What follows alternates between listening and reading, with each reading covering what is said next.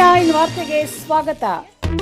ರಾಜಾಜಿನಗರ ವಿಧಾನಸಭಾ ಕ್ಷೇತ್ರದ ಪ್ರಕಾಶ್ ನಗರದಲ್ಲಿರುವ ಗಾಯತ್ರಿ ದೇವಿ ಉದ್ಯಾನವನದಲ್ಲಿ ಚಿಲುಮೆ ರವಿಕುಮಾರ್ ಲಡ್ಡು ವಿತರಣೆ ಕಾರ್ಯಕ್ರಮ.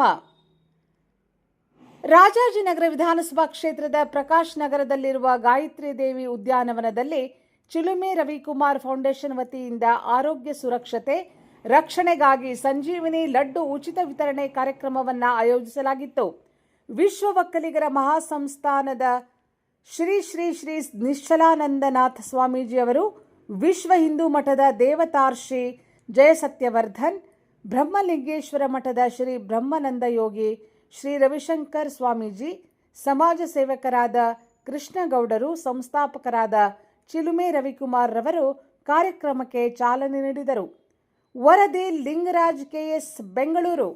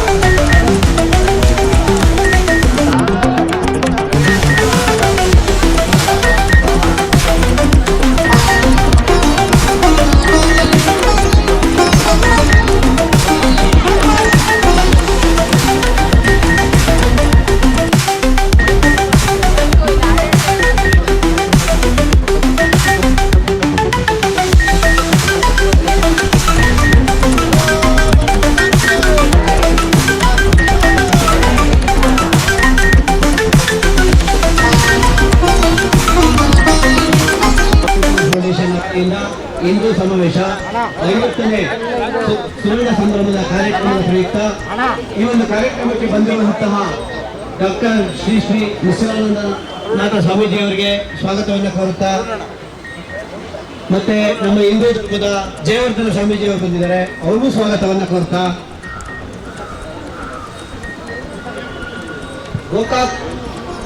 ಗೋಕಾಕ್ನಿಂದ ಬೆಳಗಾವಿ ಜಿಲ್ಲೆಯ ಗೋಕಾಕ್ನಿಂದ ಬ್ರಹ್ಮಾನಂದ ಸ್ವಾಮೀಜಿ ಬಂದಿದ್ದಾರೆ, ಅವ್ರಿಗೂ ಸಹ ಸ್ವಾಗತವನ್ನು ಕೋರೋಣ.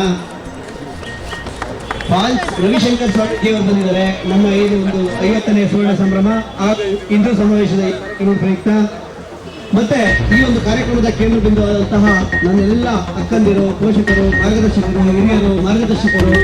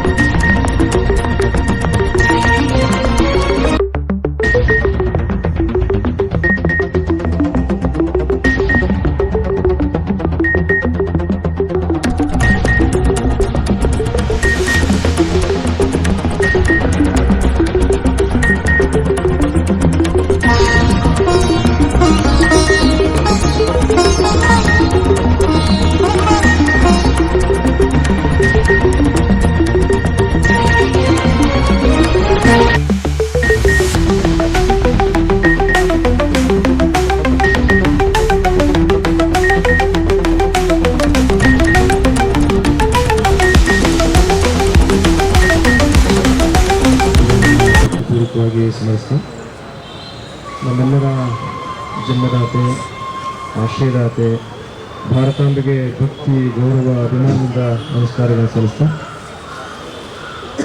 ಇವತ್ತು ವಿಶೇಷವಾಗಿ ನಮ್ಮ ಚಿಲುಮೆ ರವಿಕುಮಾರ್ ಫೌಂಡೇಶನ್ ವತಿಯಿಂದ 50ನೇ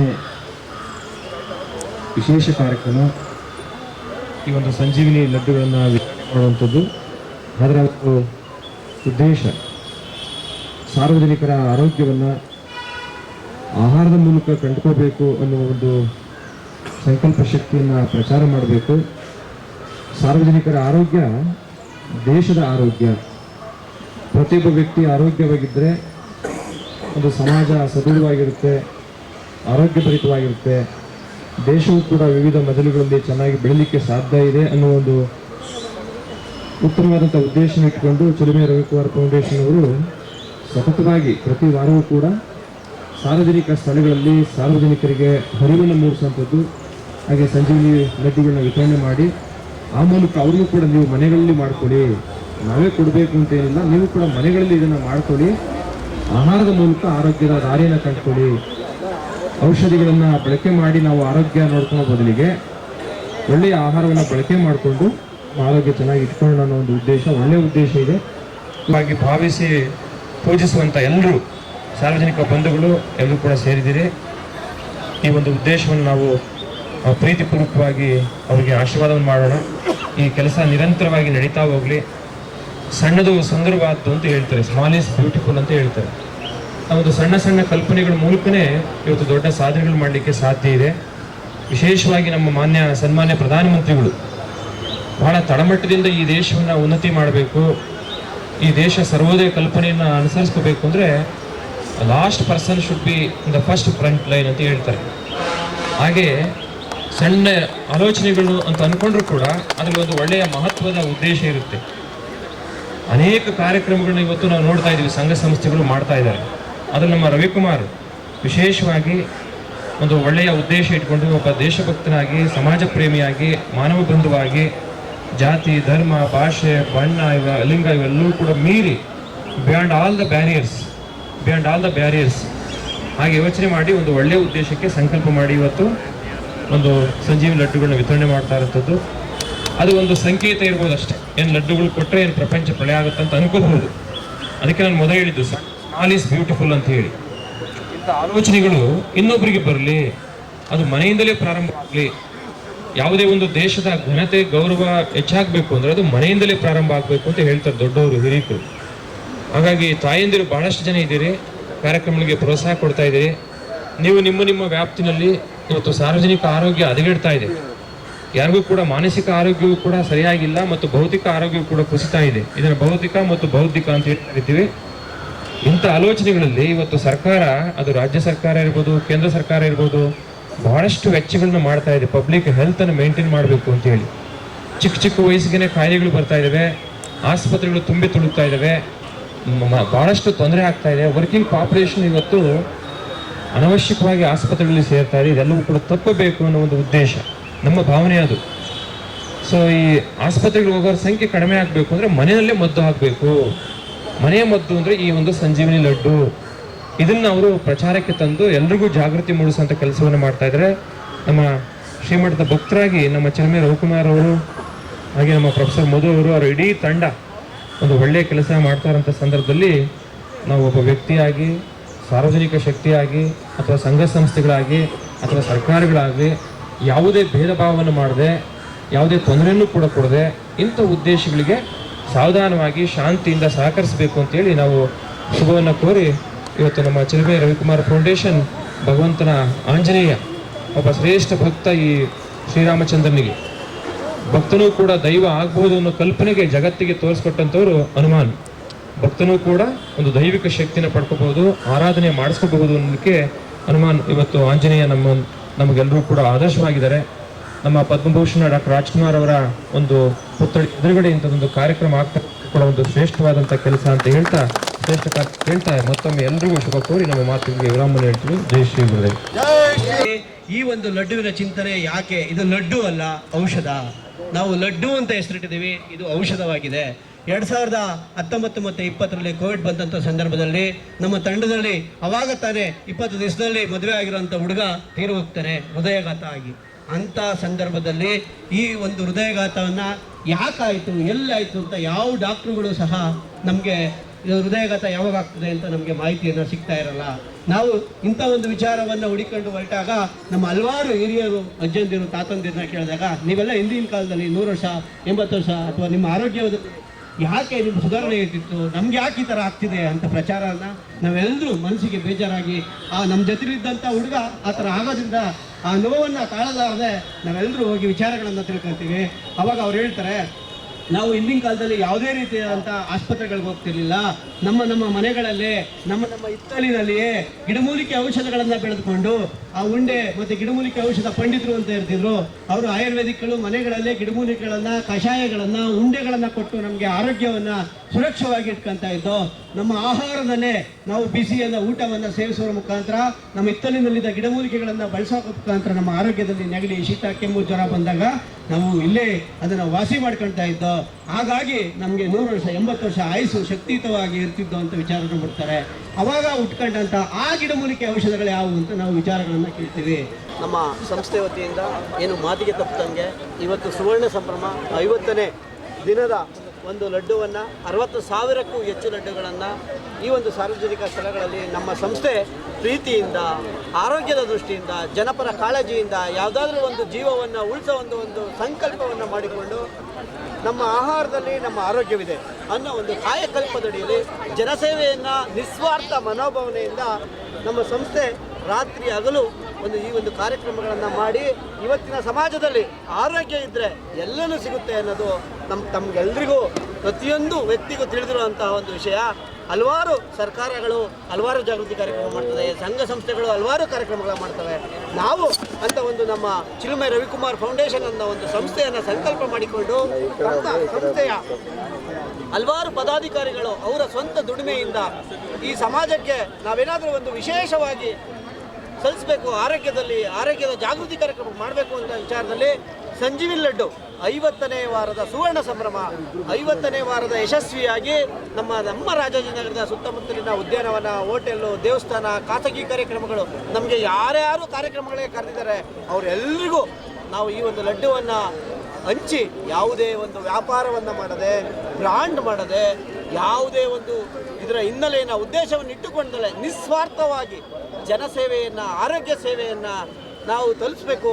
ಆರೋಗ್ಯವಂತ ವ್ಯಕ್ತಿಗಳನ್ನು ನಾವು ಈ ಸಮಾಜಕ್ಕೆ ಕೊಟ್ಟಂಥ ಸಂದರ್ಭದಲ್ಲಿ ಈ ಸಮಾಜ ಉದ್ಧಾರ ಆಗ್ತದೆ, ಆ ಮನೆ ಉದ್ಧಾರ ಆಗ್ತದೆ, ಆ ಮನೆ ದೀಪ ಬೆಳಗ್ತದೆ ಅನ್ನೋ ಒಂದು ಸಂಕಲ್ಪದಡಿ 50ನೇ ವಾರದ 2,000 ಜನಕ್ಕೂ ಈ ಒಂದು ಕಾರ್ಯಕ್ರಮದಲ್ಲಿ ನಮ್ಮ ಡಾಕ್ಟರ್ ಪರಮಪೂಜ್ಯ ದಿವ್ಯ ಸಾನ್ನಿಧ್ಯ ನಿಶ್ಚಲಾನಂದನಾಥ ಸ್ವಾಮೀಜಿಯವರು ಬಂದು ಈ ಒಂದು ಕಾರ್ಯಕ್ರಮವನ್ನು ಉದ್ಘಾಟನೆ ಮಾಡುವ ಮುಖಾಂತರ, ಅದೇ ರೀತಿಯಾಗಿ ಘನ ಉಪಸ್ಥಿತಿಯಾಗಿ ದಿವ್ಯ ಸಾನ್ನಿಧ್ಯವನ್ನು ನಡೆಸಿದ ಜಯವರ್ಧನ ಸ್ವಾಮೀಜಿ ಮತ್ತು ಅವರ ಸಹಾಯ ಸ್ವಾಮೀಜಿಗಳು ಸಹ ಎಲ್ಲರೂ ಬಂದಿದ್ದಾರೆ. ಇದೆಷ್ಟು ಅಲ್ಲದೆ ನಮ್ಮ ಏನು ಹಿಂದೂ ಒಂದು ಸಮಾವೇಶದ ಹಿಂದೂ ಒಂದು ಸುಂದರೇಶನ ಭವ್ಯ ಮೇಡಮ್ಮು ಮತ್ತು ನಮ್ಮ ರಾಜಣ್ಣ ಬಂದಿದ್ದಾರೆ, ನಮ್ಮ ಕೆಂಪ್ರಂಗಯ್ಯ ಸರ್ ಬಂದಿದ್ದಾರೆ, ನಮ್ಮ ರಾಧಕ್ಕ ಬಂದಿದ್ದಾರೆ, ನಮ್ಮ ಸರೋಜಮ್ಮ ಮೇಡಮ್ ಬಂದಿದ್ದಾರೆ, ನಮ್ಮ ಸಸಿಕಲಾ ಮೇಡಮ್ ಬಂದಿದ್ದಾರೆ.